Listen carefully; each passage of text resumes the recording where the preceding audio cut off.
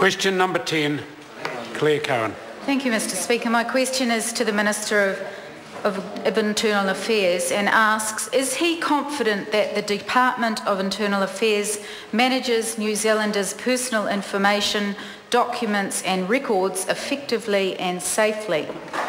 Mr Speaker. Honourable Peter Dunn. Yes, I am. Supplementary. Supplementary question, Clare Curran.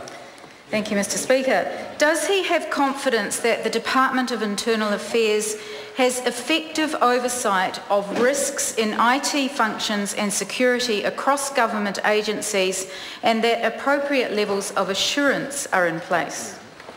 Mr Speaker.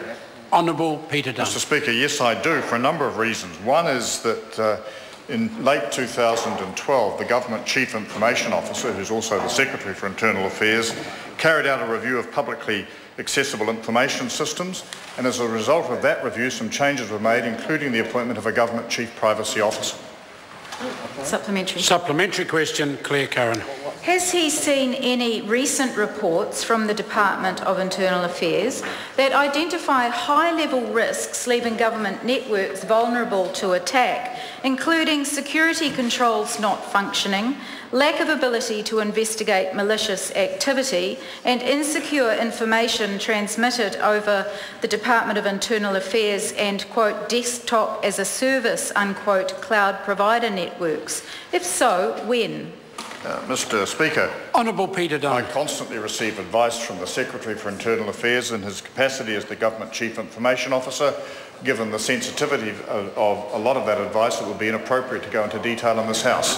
But he's still got confidence.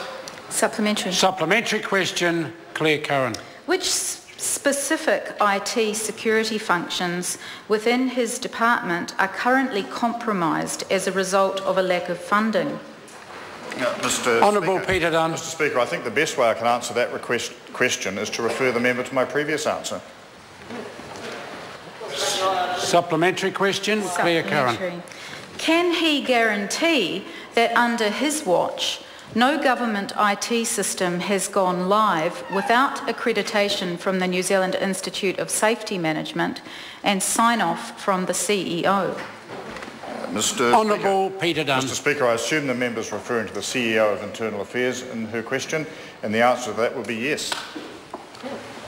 Supplementary question, Clare Curran. Will he support my electronic data safety bill to select committee, which has its first reading today, in order to restore public confidence that people's information held by government is secure, private and well managed, given that he expressed support for this bill when it was first drawn from the ballot and before he was the Minister? Honourable Peter Dunn. The short answer is no, because the bill was drawn from the ballot before work that I referred to in one of my earlier answers in late 2012 that addressed the very issues the bill seeks to address and which therefore make the bill utterly redundant. Question number 11, Catherine Delahunty. Tēnā koe, Mr Speaker.